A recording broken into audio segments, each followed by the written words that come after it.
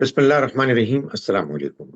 موطا امام مالک میں ایک حدیث ہے جس کا مفہوم یہ ہے کہ میں بھیجا گیا ہوں تاکہ مکارم الاخلاق یعنی اخلاق کے جو اعلیٰ معیارات ہیں ان کو مکمل کروں۔ بعثت لاتم مکارم الاخلاق، یعنی نبی اکرم صلی اللہ علیہ وسلم نے یہ فرمایا کہ میرے اللہ کے دین کو لانے کا اصل مقصد یہ کہ وہ اخلاقیات کے جو انسان کو اللہ نے پیدائشی طور پر دی، جن کا شعور اور احساس ہر انسان کے پاس موجود ہے، میں ان کو ان کی تکمیل تک پہنچاؤں۔ یہ حقیقت ہے کہ اللہ کے دین کا اصل مقصد یہی ہے کہ وہ اخلاقیات کے جو انسان کو پیدائشی طور پر ملی، وہ اخلاقیات اپنے منتہائے کمال کو پہنچ جائیں۔ اور اللہ کے سارے پیغمبر اخلاق کا اعلیٰ ترین نمونہ ہوتے تھے۔ قرآن مجید سے یہ معلوم ہوتا ہے کہ اللہ تعالیٰ نے اخلاقیات کے معاملے میں ایک تو اہم یہ معاملہ کیا، یہ فیصلہ کیا کہ یہ بتایا کہ یہ اخلاقیات اللہ کی طرف سے ہم کو ملی، چنانچہ ہم کو ان کی قدر کرنی۔ ہمیں یہ بتایا کہ اللہ کے ہاں انسان کے لیے ہدایت اور ایمان کا فیصلہ